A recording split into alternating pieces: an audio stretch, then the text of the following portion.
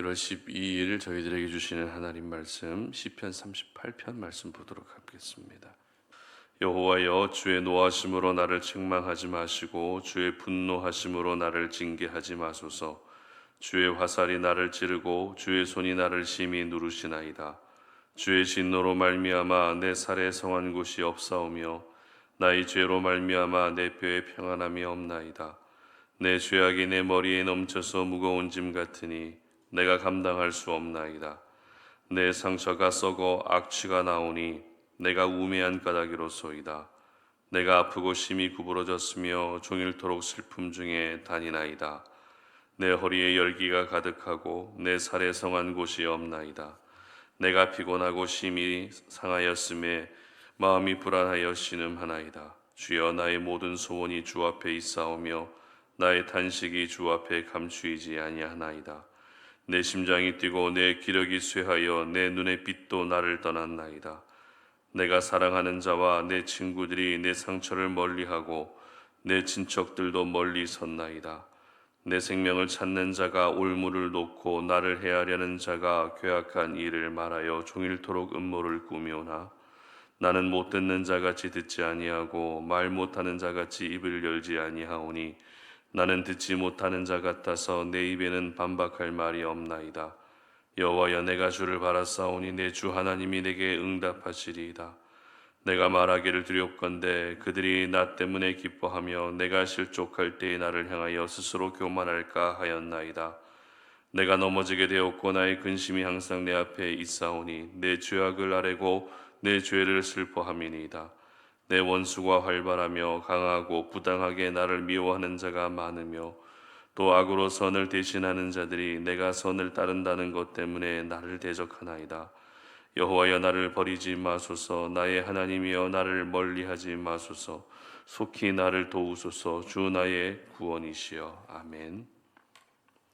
당신의 신앙 양심을 작동시켜라 라는 제목으로 오늘 아침 말씀 전합니다. 사람들이 기본적으로 지켜야 할 최소한의 의무라는 것이 있습니다. 가장 쉽게는 운전하는 분들은 신호를 잘 지켜야 됩니다. 그리고 장사하시는 분들은 식재료를 가지고 속이지 말아야 합니다. 교회와 멀지 않은 곳에 바로 앞에 공동으로 쓰레기를 버릴 수 있는 쓰레기장이 있습니다. 그런데 언제부터인가 쓰레기를 버리러 가면 무단 쓰레기 투기를 하지 마십시오라고 하는 안내 방송이 나옵니다.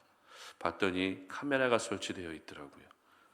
그만큼 분리수거를 하지 않고 그냥 쓰레기를 갖다 버리는 사람들이 많기 때문에 시에서 조치를 취해 놓았을 겁니다. 우리는 신호를 지키지 않는 사람들, 식재료를 속여서 장사하는 사람들, 그리고 무단으로 쓰레기를 버리고 가는 사람들을 가리켜서 흔히 양심불량이다라는 그런 말을 사용할 때가 있습니다.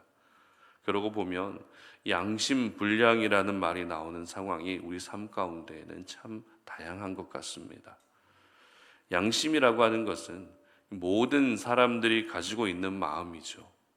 인간의 도덕적 가치와 의무와 질서에 위배될 때 이 양심이 반응하게 됩니다.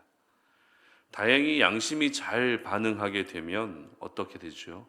내가 이러면 안 되지라는 생각을 하게 되고 잘못된 행동을 멈출 수 있습니다. 그러나 양심이 끝까지 반응하지 않게 되면 걷잡을 수 없는 무질서의 모습으로 나타나게 되는 것입니다. 그런데 하나님의 사람들에게는 인간의 도덕적 양심과 함께 또 하나의 양심이 있습니다. 바로 신앙 양심입니다. 도덕적 양심의 기준은 인간이죠. 그리고 도덕적 양심이 적용돼야 할 영역은 인간의 삶입니다. 반면에 신앙 양심의 기준은 하나님이고 믿음입니다. 이렇게 두 가지 양심을 가지고 살아야 되기 때문에 예수 믿는 사람들은 예수 믿지 않는 사람들에 비해서 더 많은 책임과 의무가 따를 수밖에 없습니다. 특별히 이 두 가지 양심이 꼭 반응해야 하는 각각의 영역이 있는데 도덕적 양심은 조금 전에 말씀드렸던 것처럼 인간의 모든 삶에 반드시 반응해야 합니다. 그리고 신앙 양심이 반응해야 할 영역은 바로 죄입니다. 죄에 대해서만큼은 신앙 양심이 항상 반응할 수 있어야 합니다. 오늘 본문이 바로 이것을 저희들에게 말씀하고 있는데요. 시편 38편도 역시 다윗이 쓴 시입니다. 이 시를 쓸 때의 배경으로 대부분의 학자들은 한 가지 사건을 언급합니다. 바로 다윗이 밧세바를 범했을 때, 다윗이 밧세바를 범하는 그때, 그 사건을 하나같이 오늘 이 시편 38편의 배경으로 말하고 있다는 것입니다. 다윗의 인생에서 부끄러운 흑역사와 같은 대표적인 사건 두 가지가 있었습니다. 하나는 인구조사이고 또 하나는 밧세바를 범하는 사건이었습니다. 다윗이 이렇게 부끄러운 자신의 범죄에 대해서 시편을 쓰면서까지 노래를 하고 기도를 했다는 것은 다윗 자신에게도 이 죄가 얼마나 심각한 죄였는지, 그리고 이 죄를 지음으로써 그 영혼이 얼마나 괴로웠는지를 잘 보여주고 있습니다.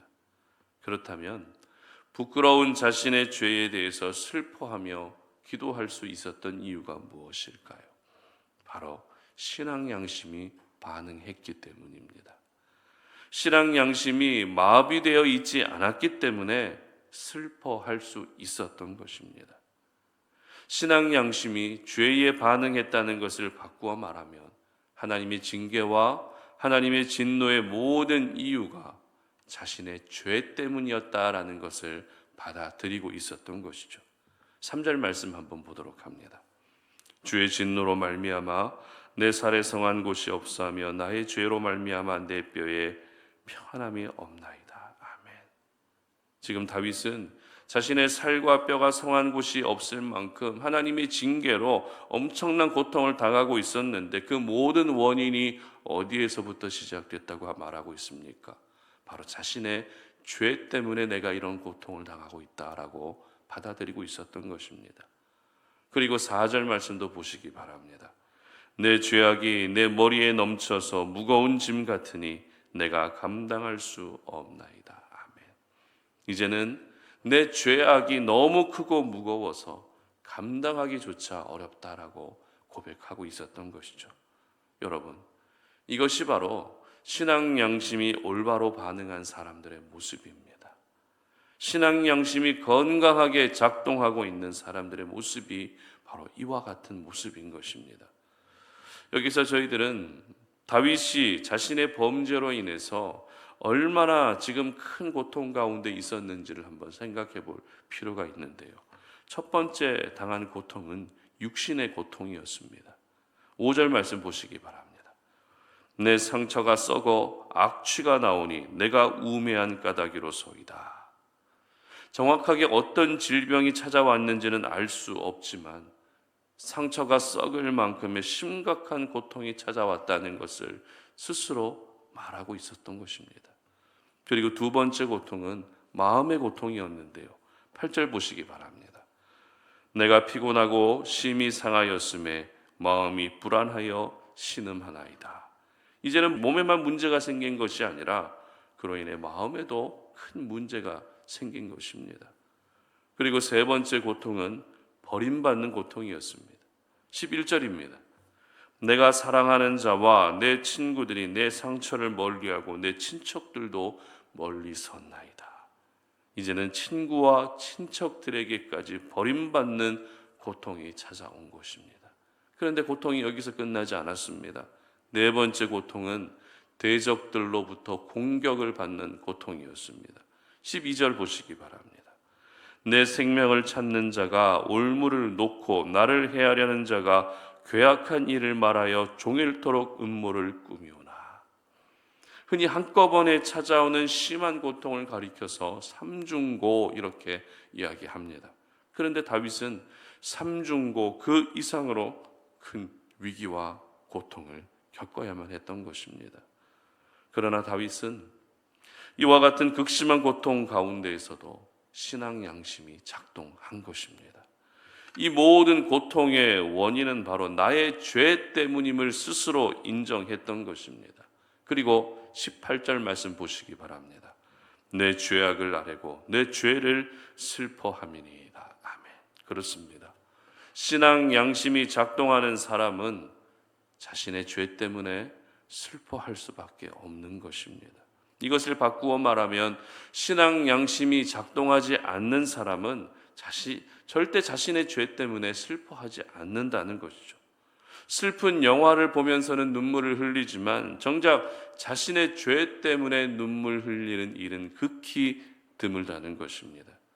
그러므로 저희들은 오늘 자신이 지은 죄 때문에 너무 슬퍼하고 자신이 지은 죄에 대해서 신앙 양심이 올바르게 작동했던 다윗을 기억할 수 있어야 합니다. 그리고 나의 신앙 양심은 지금도 잘 작동하고 있는지 우리 자신의 모습을 한번 돌아볼 수 있어야 합니다. 그렇다면 우리의 신앙 양심이 올바로 작동하게 하기 위해서는 어떻게 해야 될까요? 어떻게 할 때 우리의 신앙 양심이 죄에 대해서 즉각 반응하고 작동할 수 있을까요? 바로 내가 하나님과 연결되어 있을 때 신앙 양심이 작동하게 되는 것입니다. 요한복음 말씀처럼 주님이 내 안에 거하고 내가 주님 안에 거할 때 신앙 양심이 정상적으로 작동하게 되는 것이죠. 필요할 때만 연결되어 있는 것이 아니라 매 순간 연결되어 있어야 합니다. 특별히 다윗은 하나님과 기도로 연결되어 있었는데 21절과 22절 보시기 바랍니다. 여호와여 나를 버리지 마소서, 나의 하나님이여 나를 멀리하지 마소서, 속히 나를 도우소서, 주 나의 구원이시오. 아멘. 다윗은 비록 육신의 고통, 마음의 고통, 그리고 버림받는 고통, 대적들과 원수들로부터 공격받는 고통이 있어도 기도줄은 절대 놓지 않고 있었던 것입니다. 이 모든 고통의 원인이 자신의 죄 때문이었지만 기도줄만큼은 꼭 붙들고 있었던 것입니다. 이렇게 기도로 하나님과 연결되어 있었기 때문에 다윗은 신앙 양심이 마비되어 있지 않았던 것이죠. 이렇게 기도로 연결되어 있었기 때문에 신앙 양심이 죄에 대해서 즉각 작동할 수 있었던 것입니다. 그러므로 오늘 이 아침에 우리가 하나님 앞에 올려드려야 할 기도는 하나님, 내가 하나님과 절대 단절되는 일이 없도록 도와주시옵소서. 이 기도 제목입니다. 어떤 상황에서도 하나님과 연결되어 있고 어떤 육체적, 영적, 심리적 고통이 있어도 하나님과 항상 연결되어 있게 하여 주시옵소서. 이 기도를 올려드리며 오늘 하루를 시작할 수 있어야 합니다. 도덕적 양심이 마비되면 사회 질서를 혼란하게 만드는 주범이 됩니다. 그러면 신앙 양심이 마비되면 어떻게 해야 될까요? 바로 죄의 주범이 되는 것이죠. 죄를 짓고도 양심의 가책도 없는 그런 죄의 주범이 되고 마는 것입니다. 하나님의 자녀가 되는 순간 우리에게 신앙적 양심이 주어졌다라는 것은 하나님께서는 저희들에게 특별히 원하시고 기대하시는 삶이 있다는 것을 말합니다. 세상 사람들도 교회 다니는 사람들을 향해서 당신들은 이렇게 살아야 되지 않느냐라고 그렇게 기대하는 바가 있는 것처럼 예수 믿는 순간 우리 하나님께서는 우리에게 성령을 선물로 주셨을 뿐만 아니라 신앙 양심도 주셨습니다. 무슨 말입니까? 이 세상 가운데에서 구별된 하나님의 사람으로 살아야 될 특별한 삶이 있다는 것입니다. 하나님 역시 저와 여러분을 보시며 특별한 관심과 기대를 가지고 계십니다. 그러므로 여러분의 신앙 양심이 절대 잠자고 있지 않게 하시기를 바랍니다.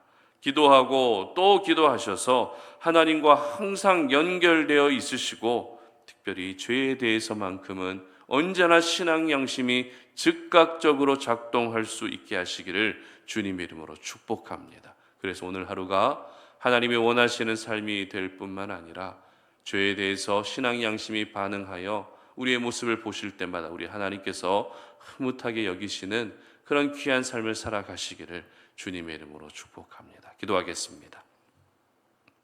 하나님 감사합니다. 오늘도 우리가 이 아침에 주의 말씀을 돌아보며 오늘도 우리에게 주신 그 생명의 말씀을 붙들고 기도의 자리로 나아갑니다. 하나님, 이 기도의 시간이 우리에게 너무나도 소중한 시간이고 나에게는 생명과 같은 시간이기에 하나님, 우리가 이 시간을 절대 포기할 수가 없습니다. 이 시간에 하나님께 기도해야만 하나님과 연결될 수 있고, 우리가 하나님께 기도해야만 우리의 죄성을 조금이라도 사라지게 할 수 있기 때문에 오늘 우리가 간구하오니, 하나님, 우리가 오늘 이 시간 기도하면서 하나님과 절대 단절되지 않게 하여 주시옵소서라고 하는 이 기도 제목을 올려드리게 하여 주시옵소서. 그래서 이 땅을 살아가면서 죄에 대하여 우리의 신앙 양심이 즉각적으로 반응하고 작동할 수 있는 그런 삶을 살아가는 저희들이 되게 하여 주시옵소서. 감사드리며 예수님의 이름으로 기도드립니다.